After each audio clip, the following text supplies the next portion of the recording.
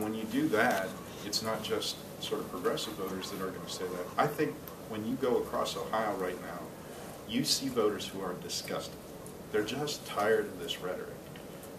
You see polarization. I mean, I think you see the two presidential candidates who, I guess, decided to run for governor in this state instead of run for president. But you see the two presidential candidates here fighting over 1 or 2% of the vote. Those are entrenched voters. What you're not seeing on issue 2, ironically, is that you're not seeing that entrenchment. You're seeing all these undecided voters, and you're seeing no movement after all this money being spent. And so I believe that we're in a really good position going forward. You had mentioned rooting out the lobbyists and firing the career politicians. I guess on the lobbyists, I'm not sure, what is that? What are you getting at with rooting out the lobbyists, and what is inherently the concern about a career politician?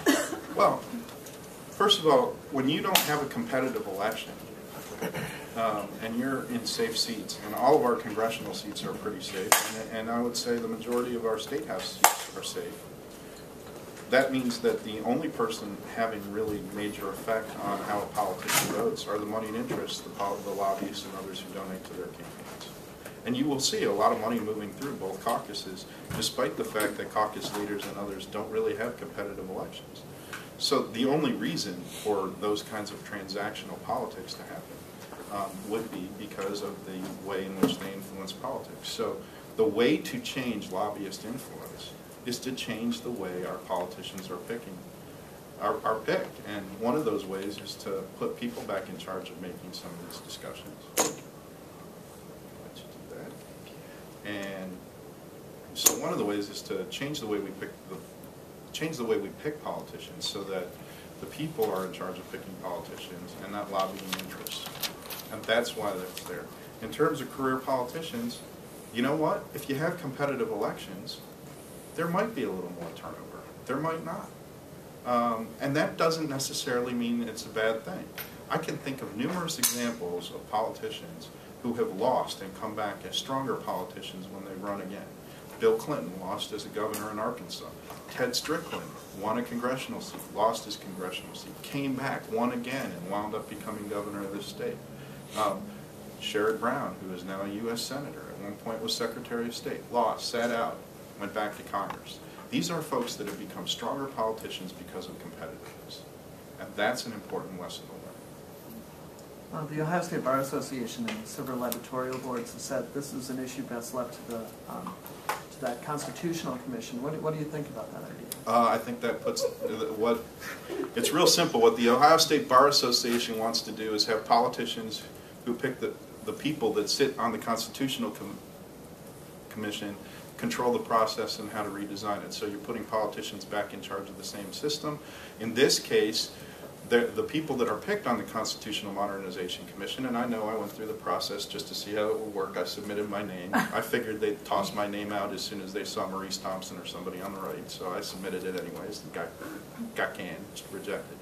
But there's no real fair process. They didn't do that by lot. They didn't do that by other means. They just had politicians pick who they wanted to serve on it. So it's just putting politicians back in charge of redesigning a process that they want to control. And that's why they're so afraid of it. And I mean, ask yourself, why are they spending millions and millions of dollars on this ballot issue, on the ballot,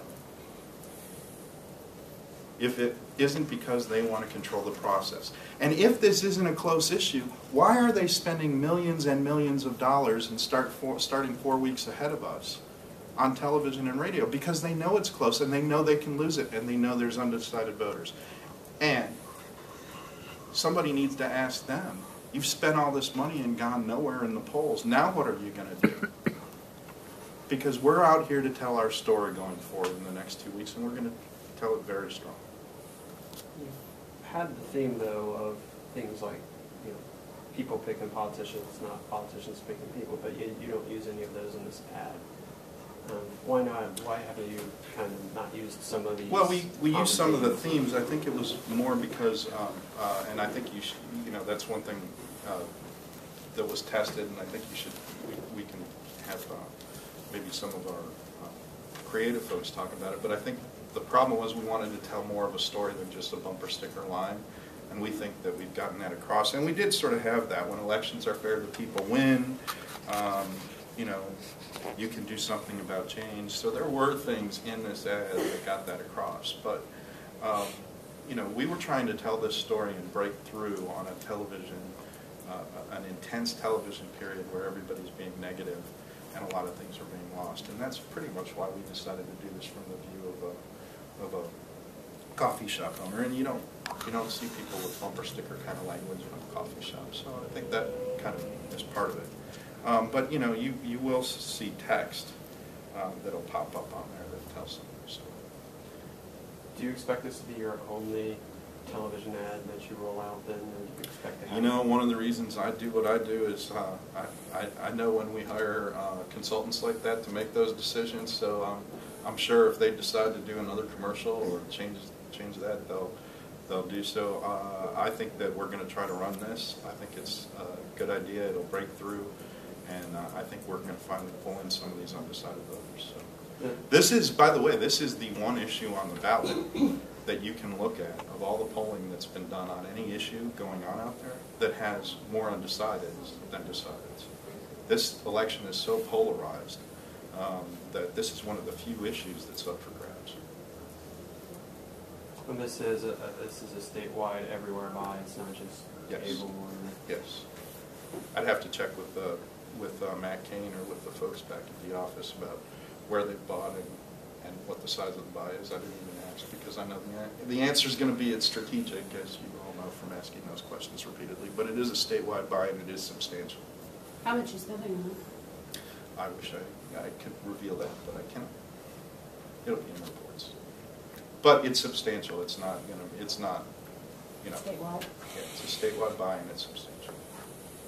Is it supposed to run through Election Day, or what's yes, our intent is to run this through Election Day.